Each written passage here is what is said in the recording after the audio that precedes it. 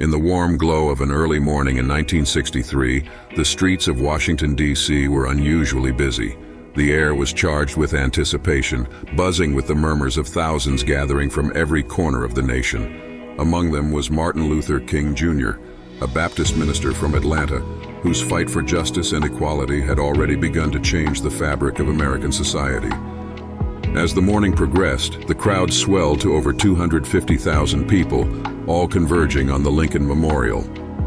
They came for the March on Washington for Jobs and Freedom, one of the largest political rallies for human rights in United States history.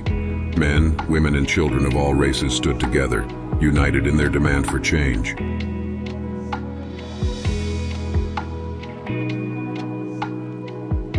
Martin Luther King Jr. stepped up to the podium, looking out over the sea of hopeful faces.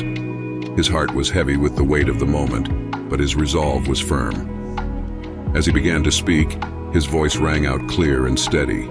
He shared his vision of equality and justice, which culminated in the powerful words of his dream. I say to you today, my friends, so even though we face the difficulties of today and tomorrow, I still have a dream. It is a dream deeply rooted in the American dream. I have a dream that one day this nation will rise up and live out the true meaning of its creed. We hold these truths to be self-evident, that all men are created equal. I have a dream that one day on the red hills of Georgia, the sons of former slaves and the sons of former slave owners will be able to sit down together at the table of brotherhood. I have a dream that my 4 little children will one day live in a nation where they will not be judged by the color of their skin, but by the content of their character. I have a dream today. His speech, known as I Have a Dream, articulated the deep-seated racial injustices existing in the country and his vision of what America could become. He spoke of his dream where his children will not be judged by the color of their skin, but by the content of their character. His words soared, touching the hearts of everyone who listened, echoing far beyond the reaches of the crowd through television sets and radios across the globe.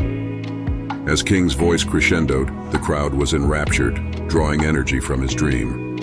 When we let freedom ring, he proclaimed, when we let it ring from every village and every hamlet, from every state and every city, we will be able to speed up that day when all of God's children, black men and white men, Jews and Gentiles, Protestants and Catholics, will be able to join hands and sing in the words of the old Negro spiritual, free at last, thank God Almighty, we are free at last.